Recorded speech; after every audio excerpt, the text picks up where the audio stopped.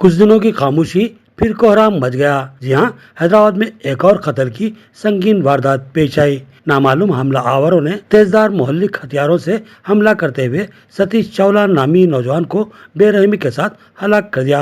ये सानहा हैदराबाद में छतरी नाका पुलिस स्टेशन की हुदूद में इंजन बौली इलाके में वाक़ एक वाइन शॉप के सामने पेश आया।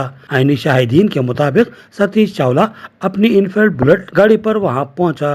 वहां उसकी एक शख्स से मुलाकात हुई। दोनों ने पहले गुफ्तगू की, फिर इनके दरमियान किसी बात को लेकर बहस और तकरार शुरू हुई। इसी दरमियान मजीद दो अफराद वहां पर पहुंचे और फिर उन्होंने तेजधार हथियारों से सतीश पर बेदर्दी के साथ हमला करके उसको शदीद जख्मी कर दिया और वहां से राह फरार इख्तियार की।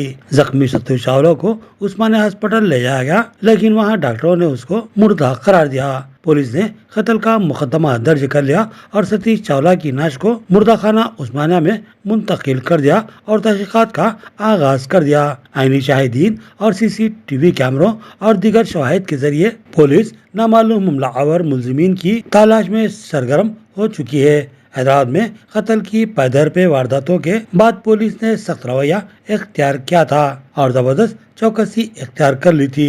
हैदराबाद के किसी न किसी इलाके में पुलिस मिशन चबूतरा या कम्युनिटी राब्ता प्रोग्राम मुसलसिल चला रही थी। पुलिस की चौकसी को देखकर गैर समाजी अनासिर की हौसला शिकनी हुई थी और कत्ल की वारदातों में रुकावट पैदा हुई थी। लेकिन सिर्फ एक माह बाद ही पुराने शहर के इंजन बौली जैसे मारूफ और मसरूफ इलाके में कत्ल की बेरहमाना वारदात बहुत कुछ सोचने पर मजबूर कर देती है।